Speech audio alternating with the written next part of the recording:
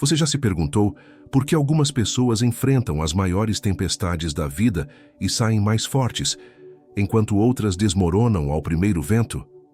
Jesus revelou um segredo transformador. Hoje, quero compartilhar com vocês uma das verdades mais poderosas que já saíram dos lábios do nosso Salvador. Uma verdade que pode transformar completamente a maneira como enfrentamos as dificuldades desta vida. Charles Spurgeon, o príncipe da pregação, costumava dizer que a força do cristão não está em suas próprias capacidades, mas na união íntima com Cristo. Ele afirmava: quando Cristo vive em nós, somos invencíveis, não por nossa própria força, mas pela sua força, operando através de nós. Quantas vezes você se sentiu completamente derrotado pelas circunstâncias? Quantas vezes as ondas da vida pareceram te engolir por completo? Eu entendo essa sensação de fraqueza, esse sentimento de estar no limite das forças, mas Jesus tem uma palavra poderosa para você hoje. Em João capítulo 15, verso 5, nosso Senhor Jesus declara: Eu sou a videira, vós as varas. Quem está em mim e eu nele, esse dá muito fruto, porque sem mim nada podeis fazer. Aqui está o primeiro segredo da resiliência cristã: reconhecer nossa total dependência de Cristo. Spurgeon ensinava que o cristão verdadeiramente forte não é aquele que confia em si mesmo, mas aquele que aprendeu a descansar completamente em Cristo. Ele dizia: a árvore que se dobra na tempestade não quebra, porque aprendeu a flexibilizar-se com o vento. Assim é o cristão que se curva diante de Deus. Observe como Jesus usa a imagem da videira. A vara não precisa se esforçar para produzir fruto. Ela simplesmente precisa permanecer conectada à videira. A seiva flui naturalmente, dando vida, força e capacidade produtiva. Que imagem poderosa da nossa relação com Cristo! Quando enfrentamos as tempestades da vida, seja uma doença inesperada, a perda de um emprego, problemas familiares ou qualquer adversidade, nossa tendência natural é tentar resolver tudo com nossas próprias forças. Nos desesperamos, nos angustiamos, buscamos soluções humanas para problemas que muitas vezes só Deus pode resolver. Mas Jesus nos ensina um caminho diferente. Ele nos convida a permanecer nele, a encontrar nossa força não em nossa capacidade limitada, mas em sua capacidade infinita. Spurgeon costumava pregar que Deus permite as tempestades em nossas vidas não para nos destruir, mas para nos ensinar onde está nossa verdadeira fonte de força. Pense na diferença entre uma casa construída sobre a rocha e outra construída sobre a areia. Ambas podem parecer igualmente sólidas em dias de bonança, mas quando vem a tempestade, revela-se qual tem fundamento verdadeiro. Nossa resiliência espiritual funciona da mesma forma. O cristão que aprendeu a permanecer em Cristo desenvolveu raízes profundas. Suas raízes não estão fincadas em circunstâncias favoráveis, em contas bancárias, em relacionamentos humanos ou em sua própria capacidade. Suas raízes estão fincadas na rocha eterna, que é Cristo Jesus. Spurgeon nos lembrava constantemente que a força do cristão é renovada não pelo que ele faz, mas por quem ele é em Cristo. Não é uma questão de performance espiritual, mas de posicionamento espiritual. Não é sobre o que conseguimos produzir para Deus, mas sobre o que Deus produz através de nós. Esta verdade transforma completamente nossa perspectiva sobre as dificuldades. Em vez de ver os problemas como inimigos que vêm para nos destruir, começamos a vê-los como oportunidades para experimentar a força de Deus operando em nossa fraqueza. Se você chegou até aqui, por favor, se inscreva no canal para não perder nenhuma mensagem que pode transformar sua vida espiritual. Toque no sininho para ser notificado sempre que publicarmos um novo vídeo. Deixe sua resposta nos comentários. Qual tem sido a maior dificuldade em sua vida que você precisa entregar nas mãos de Jesus hoje? Quando olhamos para as Escrituras, descobrimos que os homens e mulheres mais resilientes da história não eram pessoas naturalmente fortes. Eram pessoas que aprenderam a encontrar sua força em Deus. Davi enfrentou um gigante não porque era fisicamente superior, mas porque sabia que o Senhor dos Exércitos estava com ele. Moisés conduziu um povo rebelde pelo deserto durante 40 anos. Você consegue imaginar a pressão, as críticas constantes, os desafios diários? Mas em Deuteronômio 33:25, encontramos uma promessa maravilhosa. Como os teus dias, assim será a tua força. Deus promete força proporcional aos nossos desafios. Esta é uma verdade que precisa penetrar profundamente em nosso coração. Deus não nos dá força para os problemas de amanhã, nem para as preocupações de ontem. Ele nos dá força para o dia de hoje, para o momento presente. E essa força é sempre suficiente. Pense em como uma mãe consegue cuidar de um filho doente durante noites inteiras. De onde vem essa força? Ou como um pai desempregado continua procurando trabalho mesmo depois de centenas de rejeições? É a força que vem do amor, da responsabilidade, do propósito maior. Quanto mais quando estamos unidos a Cristo. Nossa motivação não é apenas humana, é divina. Nossa força não vem apenas de emoções passageiras, vem da fonte inesgotável, que é o próprio Deus. Em Isaías 40:31 lemos: Mas os que esperam no Senhor renovarão as suas forças, subirão com asas como águias. Observe a palavra renovarão. Não diz que receberão força uma vez e pronto. Diz que renovarão, ou seja, receberão força fresca continuamente. É como uma fonte que nunca seca, um poço que nunca se esgota. A cada manhã, mercês renovadas. A cada desafio, força renovada. Mas aqui está algo crucial que muitos cristãos não compreendem. Essa renovação de forças não acontece automaticamente. Precisa ser buscada. A Bíblia diz os que esperam no Senhor. Esperar aqui não é passividade, é dependência ativa. É buscar conscientemente nossa força em Deus. Jesus nos ensinou a orar. O pão nosso de cada dia nos dá hoje. Não pedimos o pão de toda a semana de uma vez. Pedimos o pão de hoje. Da mesma forma, precisamos buscar a força de Deus diariamente, momentaneamente, constantemente. Quando Elias estava fugindo de Jezabel, completamente desanimado e querendo morrer, Deus não o repreendeu por sua fraqueza. Em vez disso, cuidou dele com ternura. Enviou um anjo para alimentá-lo, deixou-o descansar e depois lhe deu uma nova perspectiva de sua missão. Esta é a beleza do relacionamento com Deus. Ele não nos despreza em nossa fragilidade. Ele nos fortalece em nossa fraqueza.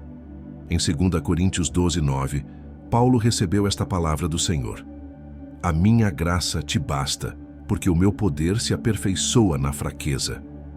Que declaração revolucionária! O poder de Deus se aperfeiçoa, se manifesta plenamente, justamente em nossa fraqueza. Isso significa que nossos momentos de maior vulnerabilidade podem se tornar nossos momentos de maior força espiritual.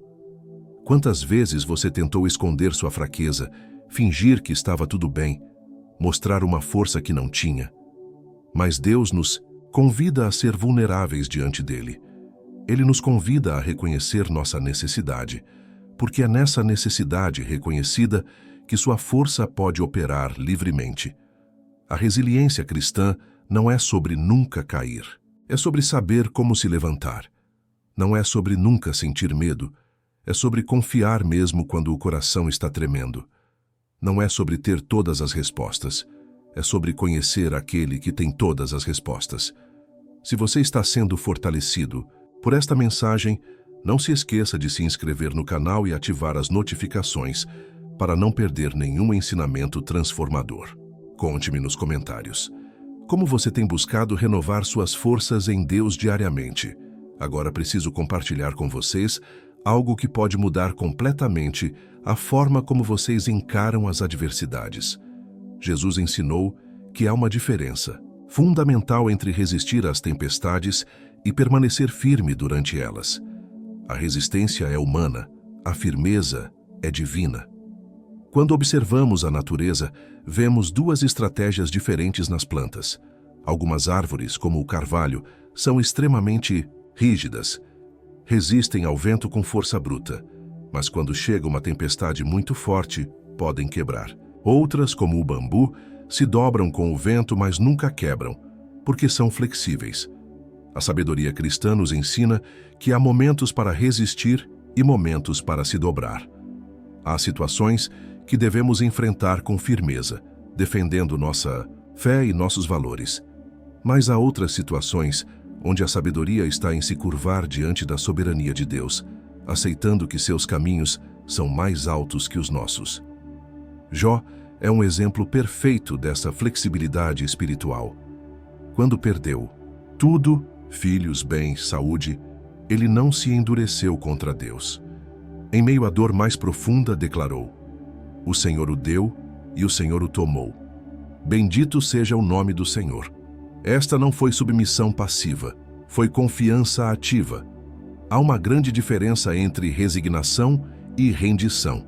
A resignação diz: "Não há nada que eu possa fazer." A rendição diz: "Confio que Deus sabe o que está fazendo." A resignação produz amargura. A rendição produz paz, mesmo em meio à dor. Jesus demonstrou isso perfeitamente no Getsêmani. Ele não fingiu que a cruz seria fácil. Sua oração foi honesta: "Pai, se possível, passa de mim este cálice." Mas então veio a rendição que mudou a história. "Todavia não seja feita a minha vontade, mas a tua." Essa rendição não foi fraqueza, foi a demonstração suprema de força espiritual. Foi o que permitiu que Jesus caminhasse para a cruz não como vítima, mas como vencedor. Ele sabia que estava cumprindo o plano perfeito do Pai para a redenção da humanidade. Quando enfrentamos situações que estão além do nosso controle, doenças graves, perdas inesperadas, traições, crises financeiras, nossa primeira reação geralmente é tentar forçar uma solução. Nos desgastamos tentando controlar o incontrolável, mas há uma paz profunda que vem quando aprendemos a distinguir entre o que podemos e o que não podemos controlar. Podemos controlar nossas reações, nossas atitudes, nossas orações. Não, podemos controlar as ações de outras pessoas, as circunstâncias externas ou o timing de Deus. O apóstolo Paulo experimentou isso profundamente.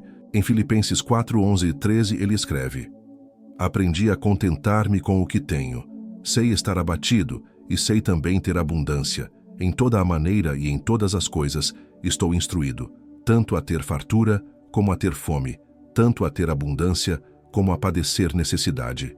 Posso todas as coisas naquele que me fortalece."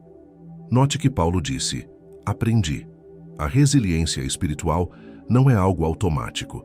É algo que se desenvolve através das experiências da vida. Cada dificuldade superada em dependência de Deus nos torna mais fortes para a próxima batalha. Há pessoas que passam pela mesma dificuldade e saem completamente diferentes. Alguns saem amargurados, outros saem aprimorados. A diferença não está nas circunstâncias. Está na forma como processamos essas circunstâncias à luz da palavra de Deus. Quando Daniel foi jogado na cova dos leões, ele não passou a noite gritando de desespero. As Escrituras nos dizem que Dário não conseguiu dormir, preocupado com Daniel. Mas Daniel dormiu tranquilo na companhia dos leões, porque sabia que estava nas mãos de Deus. Esta é a confiança que vem da intimidade com Deus. Não é uma fé teórica, é uma fé experiencial. É conhecer o caráter de Deus através de um relacionamento pessoal e profundo com Ele.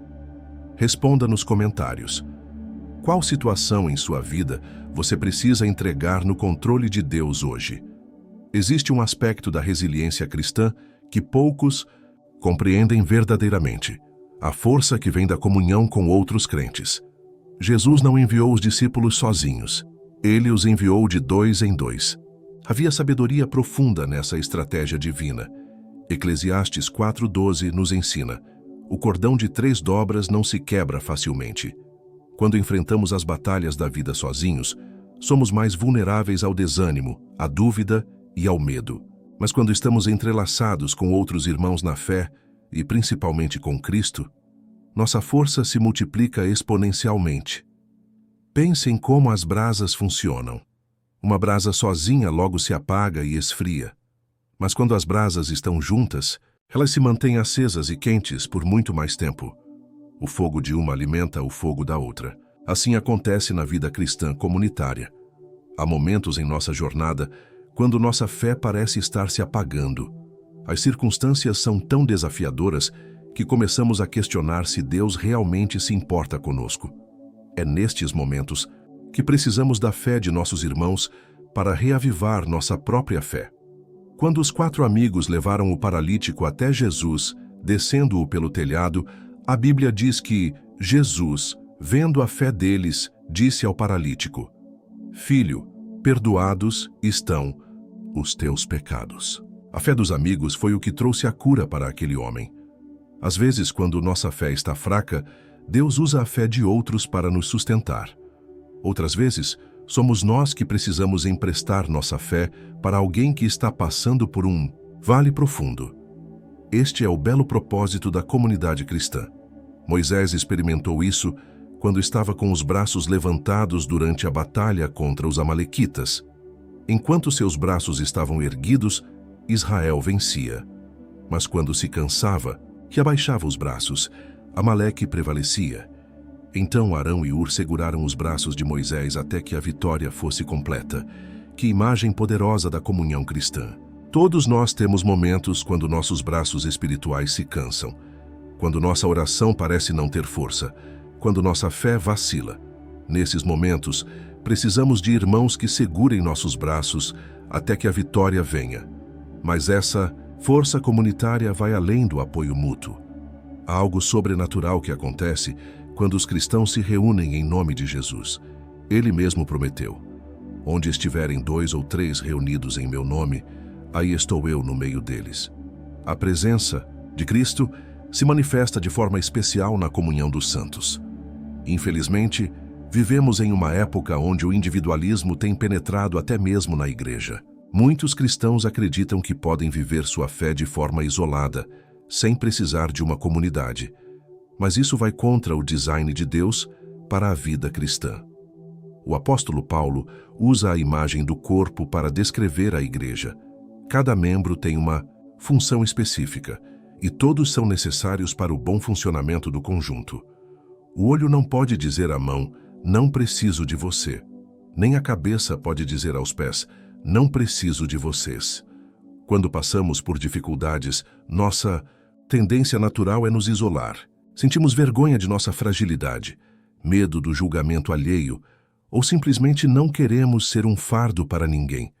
Mas o isolamento só amplifica nossa dor e reduz nossa capacidade de superação. A verdadeira humildade está em reconhecer que precisamos uns dos outros. Não fomos criados para enfrentar a vida sozinhos. Deus colocou pessoas em nosso caminho para nos fortalecer, nos encorajar e nos ajudar a carregar os fardos pesados. Hebreus 10:25 nos exorta a não abandonarmos a congregação, antes admoestando-nos uns aos outros. E tanto mais quanto vedes que se vai aproximando aquele dia. Quanto mais próximos estivermos do retorno de Cristo, mais precisaremos uns dos outros. A resiliência cristã floresce na comunhão. É no convívio com outros discípulos que nossa fé é testada, refinada e fortalecida.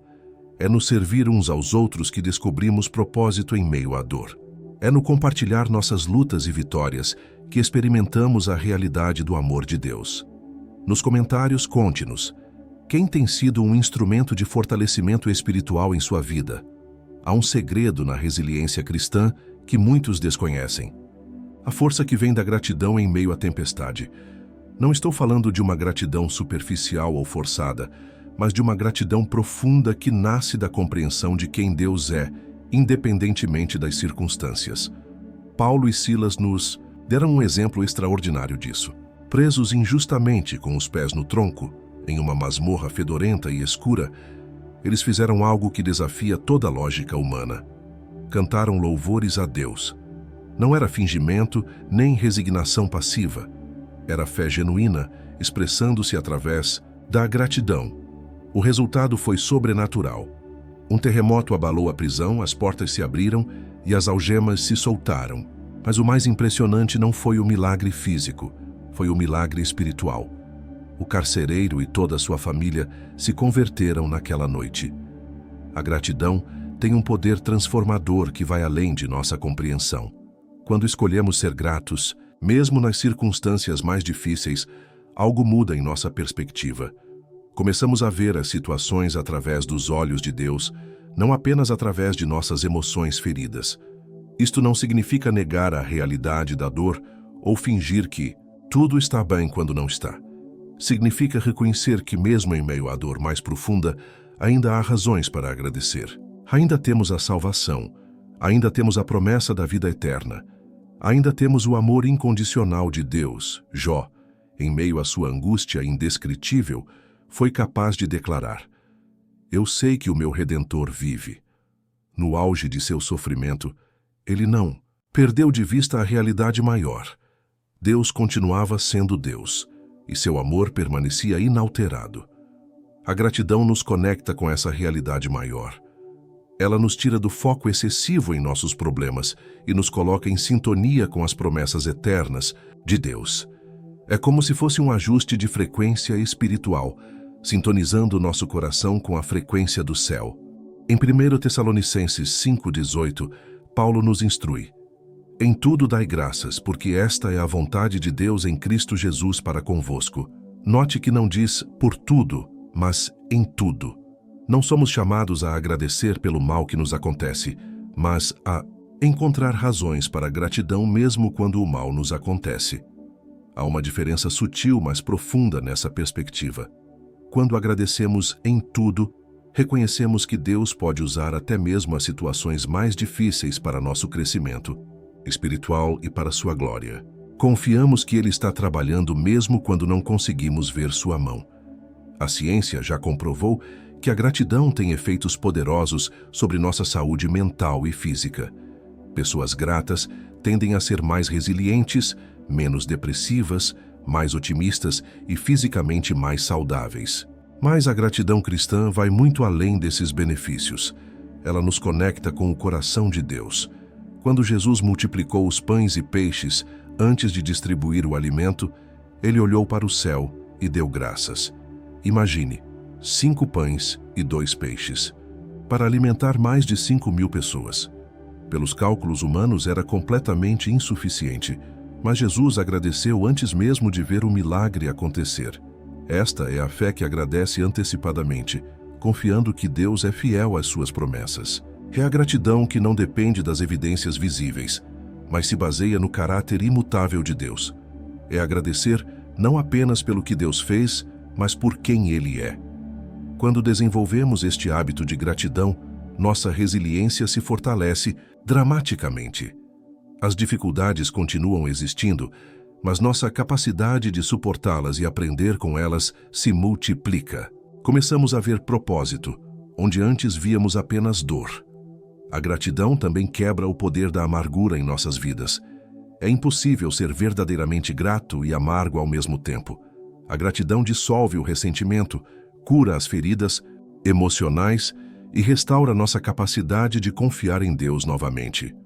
Lembre-se das palavras do salmista: "Entrai pelas suas portas com gratidão e em seus átrios com louvor. Rendei-lhe graças e bendizei o seu nome." A gratidão é literalmente nossa entrada na presença de Deus. Conte-me nos comentários: por que você pode ser grato a Deus hoje, mesmo em meio às suas dificuldades?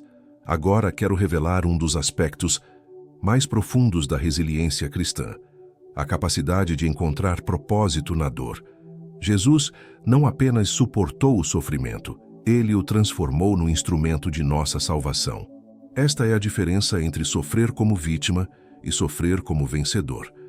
Há uma verdade poderosa em Romanos 8:28 que precisa ser compreendida em sua profundidade. Sabemos que todas as coisas contribuem juntamente para o bem daqueles que amam a Deus, daqueles que são chamados por seu decreto. Note que não diz que todas as coisas são boas, mas que contribuem para o bem. Deus tem a capacidade sobrenatural de pegar os fragmentos quebrados de nossa vida e criar algo belo com eles. Como um artista que trabalha com mosaicos, ele usa até mesmo os pedaços mais estilhaçados para compor uma obra-prima que reflete sua glória e amor. José é um exemplo extraordinário dessa verdade. vendido como escravo pelos próprios irmãos, falsamente acusado e preso injustamente, ele tinha todos os motivos para se tornar amargo e revoltado. Mas Deus estava escrevendo uma história maior através de sua dor.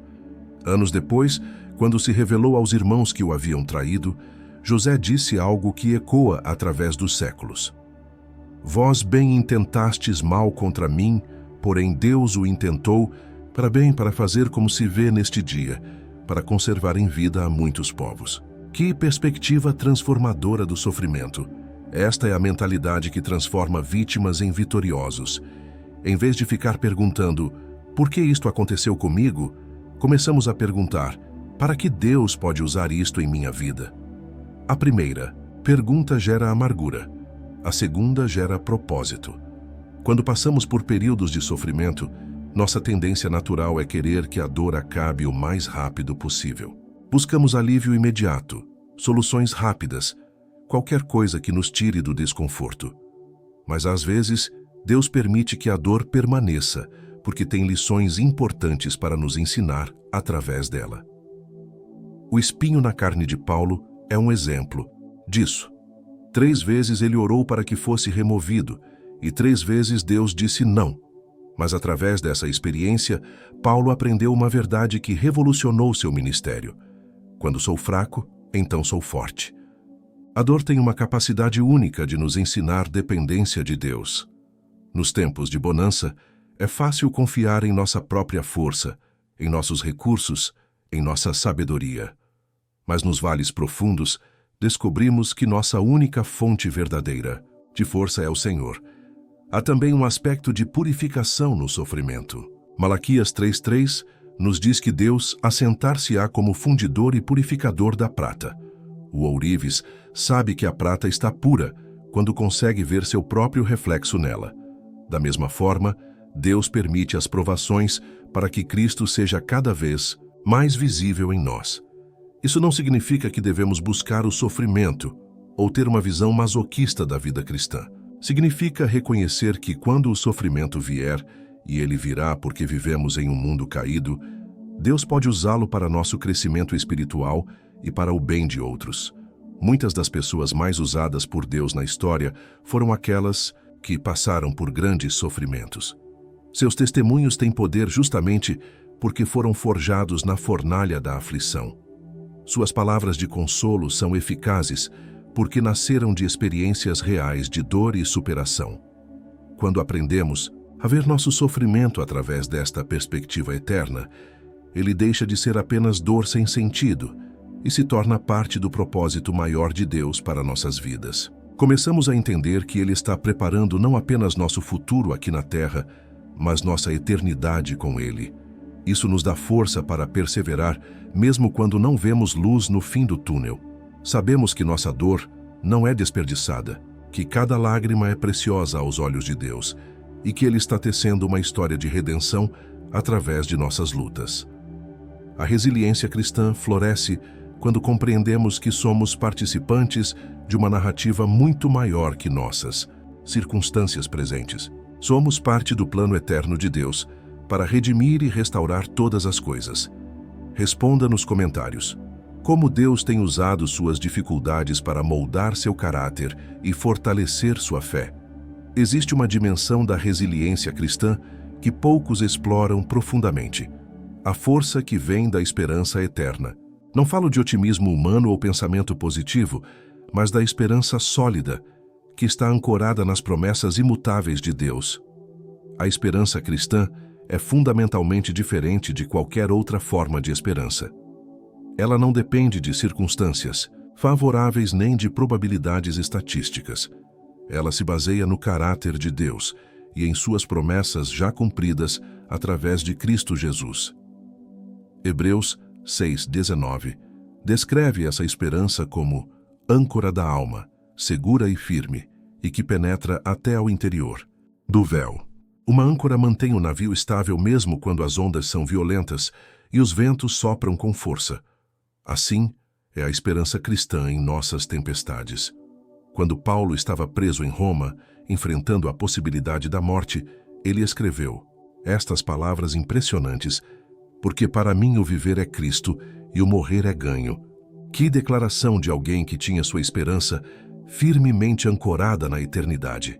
Esta perspectiva eterna transforma completamente nossa forma de encarar as dificuldades temporais. Os problemas que parecem gigantescos quando vistos através da lente da vida presente diminuem quando vistos através da lente da eternidade. Pedro, que havia negado Jesus 3 vezes na noite mais difícil de sua vida, mais tarde escreveu: Bendito seja o Deus e Pai de nosso Senhor Jesus Cristo, que, segundo a sua grande misericórdia, nos gerou de novo para uma viva esperança, pela ressurreição de Jesus Cristo dentre os mortos. Note a expressão viva esperança. Não é uma esperança morta, baseada em sonhos impossíveis. É uma esperança viva, dinâmica, que pulsa com a vida da ressurreição. É a mesma força que ressuscitou Jesus dentre os mortos, operando em nós hoje. Esta esperança nos dá uma perspectiva completamente diferente sobre nossas perdas e ganhos temporais. Paulo pôde dizer: Tenho por perda todas as coisas pela excelência do conhecimento de Cristo Jesus, meu Senhor. Ele havia encontrado algo infinitamente mais valioso que qualquer bem terreno. Quando nossa esperança está ancorada na eternidade, as perdas temporais, por mais dolorosas que sejam, não conseguem nos devastar completamente. Sabemos que há uma herança incorruptível nos aguardando, que não pode ser roubada por ladrões, nem destruída por tragédias. Isso não significa que não sentimos dor quando perdemos pessoas queridas, empregos, saúde ou sonhos. Significa que nossa dor tem limites, porque nossa esperança não tem. Choramos, mas não como aqueles que não têm esperança. A ressurreição de Jesus é o fundamento sólido dessa esperança. Ele não apenas prometeu vida eterna, ele a demonstrou conquistando a morte. Quando vemos o túmulo vazio, sabemos que todas as outras promessas de Deus também são verdadeiras e confiáveis. Esta esperança também nos dá força para perseverar em situações que parecem impossíveis. Quando Abraão recebeu a promessa de que seria pai de muitas nações, ele já era muito idoso e Sara era estéril. Humanamente falando, era impossível, mas Romanos 4,18 diz que ele esperou contra a esperança. Esperança contra a esperança significa crer nas promessas de Deus, mesmo quando todas as evidências visíveis apontam para o contrário. É a fé que se agarra às promessas divinas quando a lógica humana diz para desistir. Há momentos na vida cristã quando nossa única fonte de força é a esperança.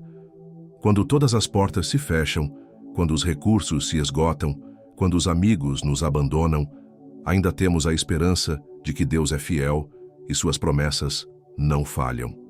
Esta esperança também nos motiva a continuar investindo no reino de Deus, mesmo quando os resultados não são imediatamente visíveis. Sabemos que nossa obra no Senhor não é vã, mesmo que pareça não produzir frutos no momento presente. Esperança cristã é contagiosa. Quando outros veem nossa paz em meio à tempestade, nossa alegria em meio à dor, nossa confiança em meio à incerteza, eles querem saber qual é o segredo.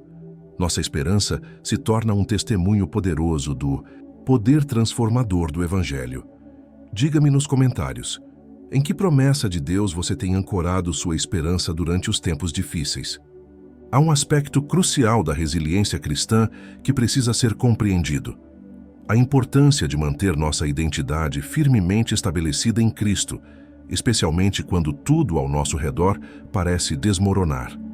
Nossa identidade verdadeira não é definida por nossas circunstâncias, mas por nossa posição em Cristo. Quantas vezes você já se pegou definindo-se pelas suas dificuldades? Sou alguém que está passando por problemas financeiros. Sou uma pessoa doente. Sou alguém que foi abandonado.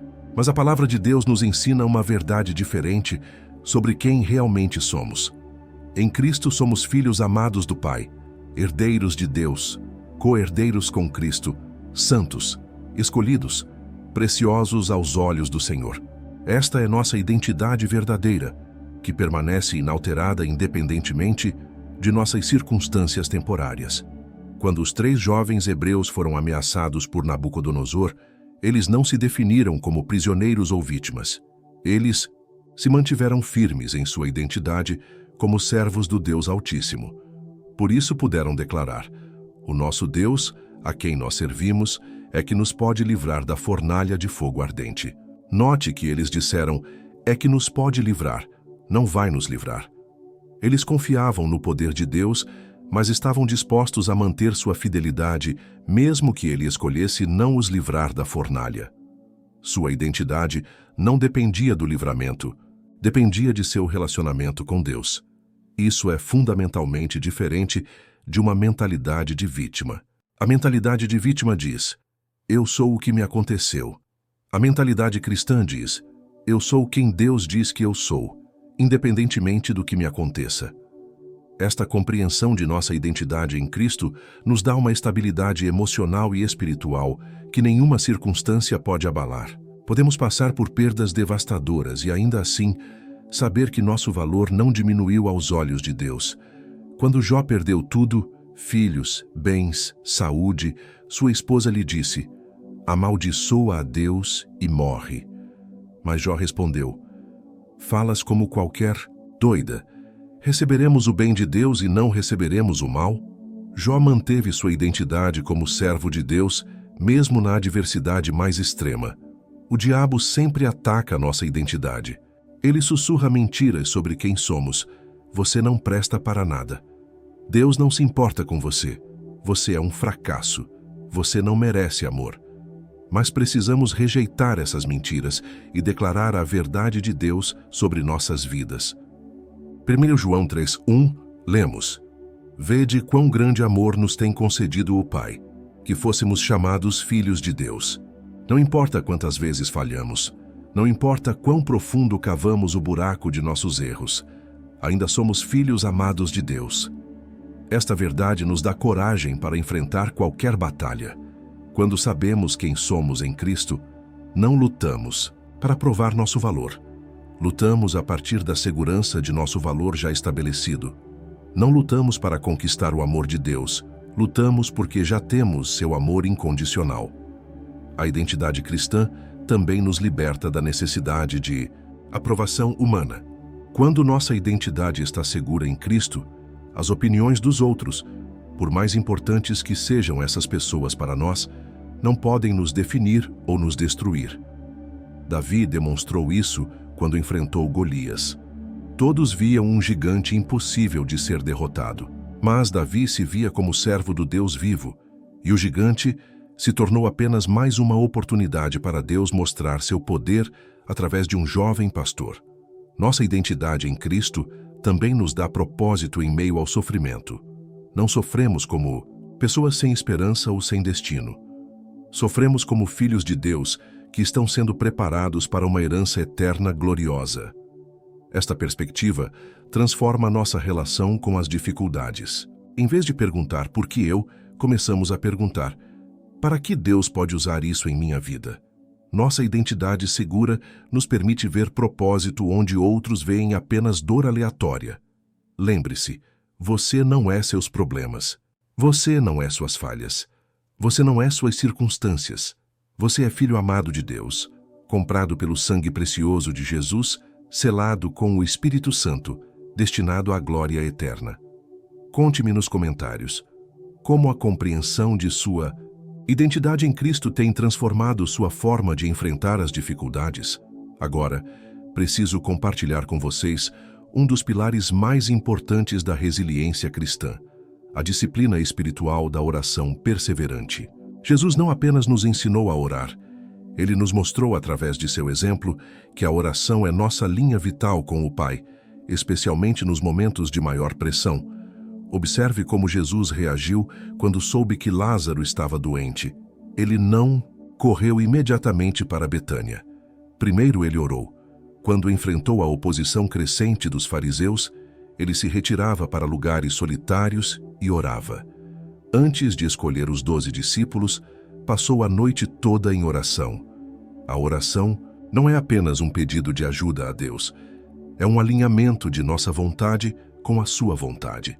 É um reconhecimento de nossa dependência total dele. É uma declaração de fé. de que Ele está no controle, mesmo quando as circunstâncias sugerem o contrário.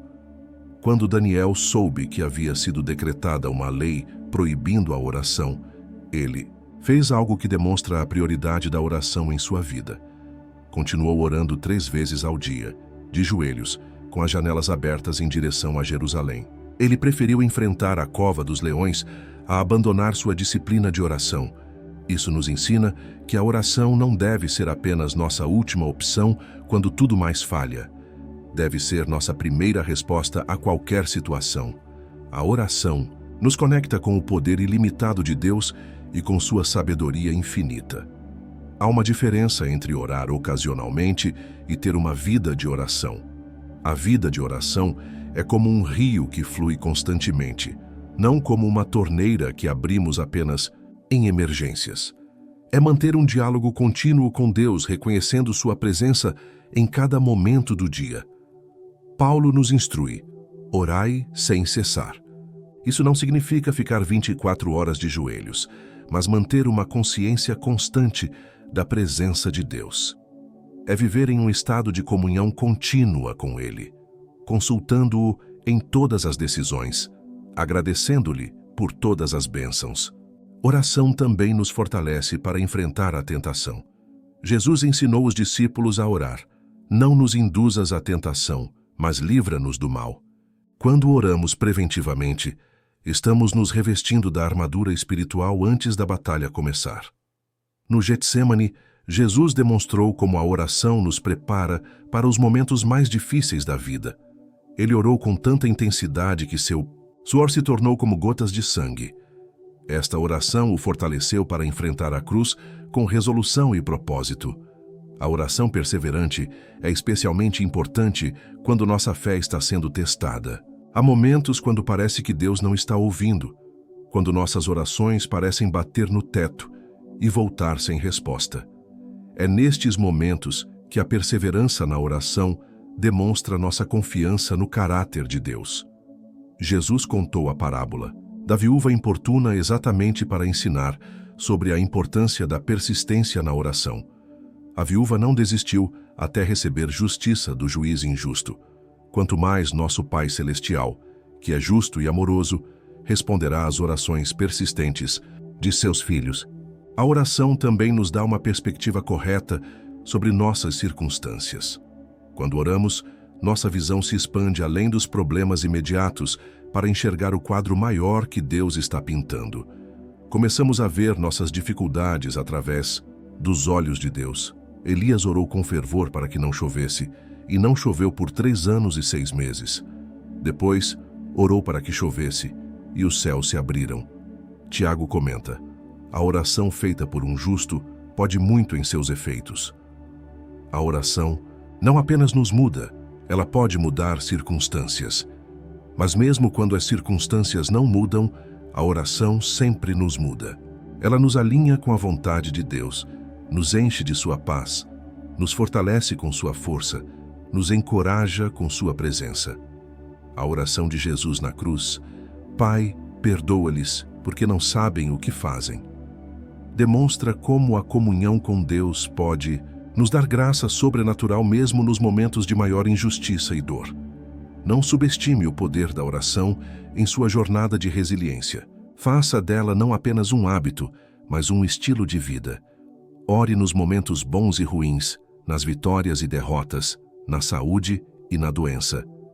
Responda nos comentários: como a oração tem sido sua fonte de força nas batalhas que você tem enfrentado? Existe uma fonte de força que muitos cristãos negligenciam em suas lutas: o poder transformador da Palavra de Deus.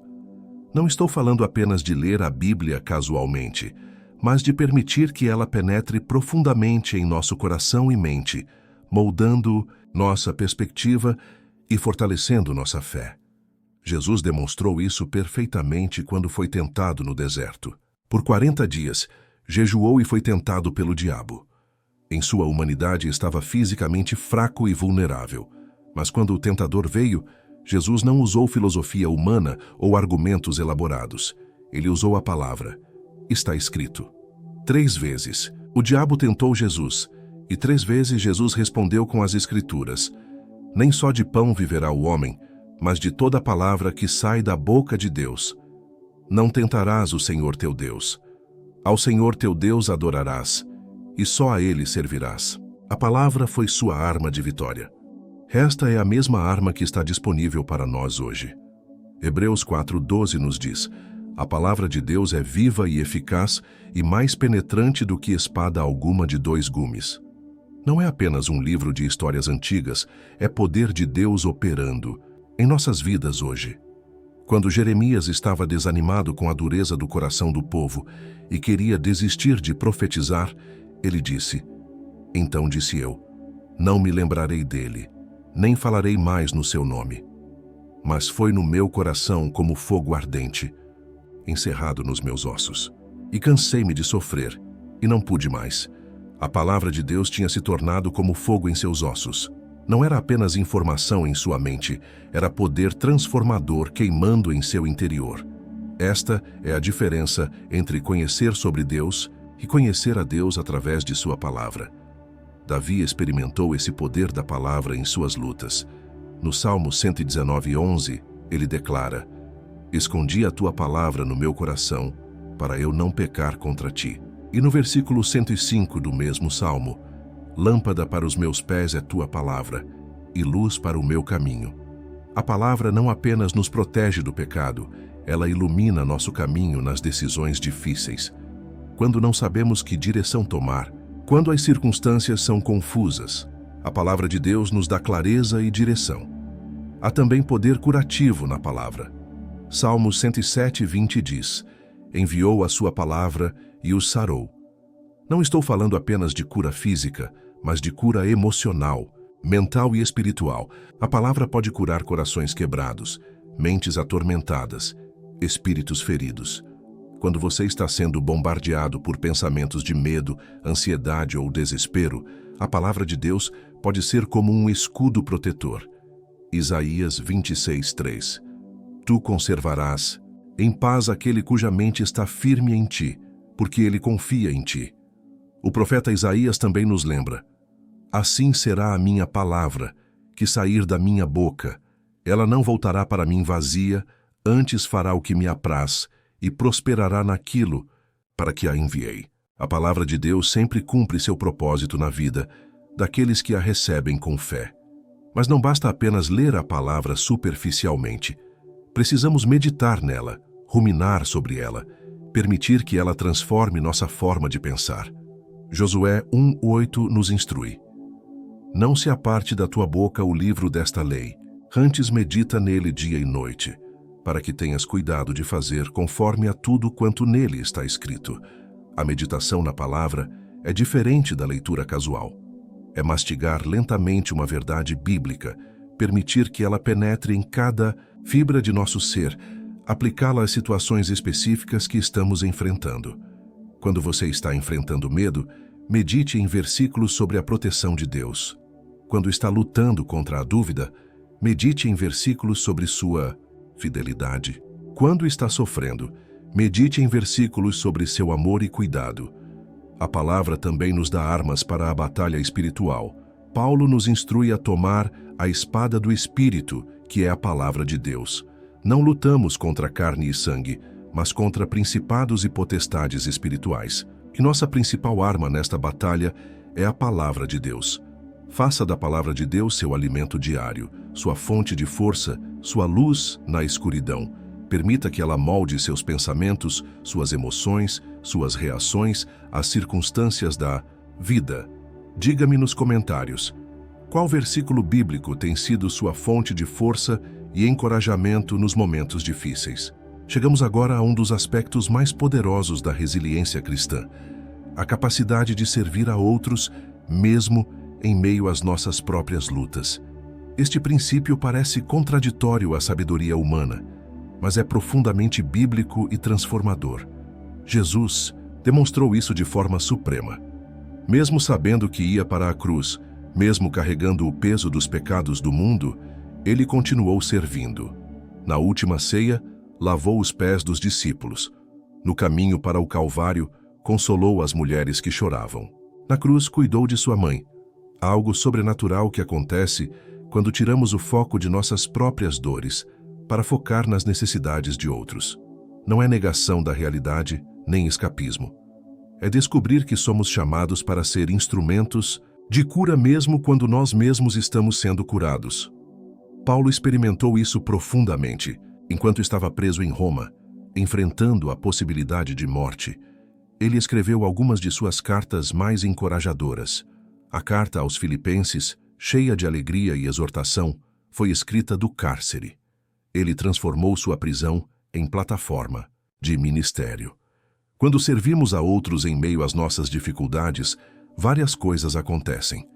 Primeiro, ganhamos uma perspectiva nova sobre nossos próprios problemas. Eles não desaparecem, mas deixam de ser o centro de nosso universo. Descobrimos que há pessoas com lutas maiores que as nossas. Segundo, experimentamos o propósito que Deus pode dar às nossas dificuldades. Em vez de sofrer sem sentido, nosso sofrimento se torna fonte de empatia e sabedoria para ajudar outros que passam por situações similares. Em 2 Coríntios 1, 3, 4, Paulo escreve: Bendito seja o Deus e Pai de nosso Senhor Jesus Cristo, o Pai das misericórdias e o Deus de toda a consolação, que nos consola em toda a nossa tribulação, para que também possamos consolar os que estiverem em alguma tribulação. Esta é a economia divina do sofrimento. Deus não desperdiça nossas dores. Ele as transforma em instrumentos de consolação para outros. A mulher que passou por um divórcio difícil pode consolar outra que está passando pela mesma situação. O homem que perdeu o emprego pode encorajar outro desempregado. O serviço também nos conecta com o coração de Deus. Jesus disse: Assim como o Pai me enviou, também eu vos envio. Somos enviados não apenas quando tudo está bem em nossas vidas, mas especialmente quando estamos sendo refinados pelo sofrimento. Há uma força espiritual que se manifesta quando servimos a partir de nossa própria ferida. Nossa credibilidade não vem de nossa perfeição, mas de nossa autenticidade. As pessoas confiam mais em alguém que passou por lutas similares do que em alguém que nunca enfrentou dificuldades. Jó, depois de passar por sua terrível provação, orou pelos amigos que o haviam acusado injustamente. A Bíblia diz que foi quando ele orou pelos outros que Deus restaurou sua situação. O serviço se tornou a ponte para sua restauração. Elias, em um momento de profundo desânimo, queria morrer. Mas Deus o enviou para ungir novos reis e treinar Eliseu como seu sucessor. O propósito do serviço revitalizou sua razão de viver. O serviço também nos ensina a dependência de Deus. Quando servimos a partir de nossa força, podemos nos orgulhar. Mas quando servimos a partir de nossa fraqueza, sabemos que qualquer fruto é resultado da graça de Deus operando através de nós. Há uma alegria única que vem do serviço sacrificial. Jesus disse: há maior bem-aventurança em dar do que em receber. Esta bem-aventurança se manifesta especialmente quando damos aquilo que mais precisamos: consolação quando precisamos ser consolados, esperança quando estamos desanimados. O serviço também quebra o poder do egocentrismo em nossas vidas. O sofrimento pode nos tornar excessivamente focados em nós mesmos. Mas quando escolhemos servir, quebramos esse ciclo vicioso e descobrimos que nossa própria cura muitas vezes vem através do servir. Lembre-se, você não precisa estar completamente curado para ser usado por Deus. Você não precisa ter todas as respostas para encorajar alguém. Às vezes, sua maior qualificação para ajudar alguém é simplesmente ter passado por uma luta similar. Sua ferida pode se tornar sua força. Sua cicatriz pode se tornar seu ministério. Sua dor pode se tornar a ponte para alcançar outros que estão sofrendo. Conte-me nos comentários como você tem usado suas próprias experiências de dificuldade para ajudar e encorajar outras pessoas.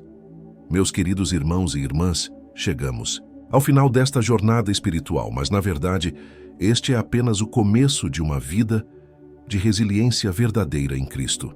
O segredo que Jesus revelou não é um método humano, mas uma transformação divina que acontece quando permitimos que Ele seja nossa videira, nossa fonte, nossa identidade e nossa esperança. Você descobriu hoje que a resiliência cristã não está em never cair, mas em saber como se levantar. Não está em never sentir dor, mas em encontrar propósito através dela. Não está em ter todas as respostas, mas em conhecer aquele que é a resposta para todas as nossas necessidades. Lembre-se, permaneça em Cristo como a vara permanece na videira. Busque sua força diariamente em Deus. Cultive a gratidão mesmo na tempestade. Mantenha sua identidade firmemente ancorada em quem você é em Cristo. Ore sem cessar. Medite na palavra de Deus. E sirva a outros mesmo em meio às suas próprias lutas. Que o Deus de toda consolação seja sua força, sua paz e sua vitória em cada batalha que você enfrentar. Em Cristo, você é mais que vencedor. Muito obrigado por ter assistido até o final desta mensagem. Se ela tocou seu coração, por favor, se inscreva no canal, deixe seu like, compartilhe com alguém que precisa ouvir esta palavra e não se esqueça de comentar, contando como Deus tem trabalhado em sua vida. Continue assistindo aos próximos vídeos que aparecerão na tela para fortalecer ainda mais sua fé e sua caminhada com Cristo. Que Deus os abençoe. Deixe sua resposta final nos comentários. Qual foi o ponto desta mensagem que mais impactou sua vida e como você vai aplicá-lo a partir de hoje?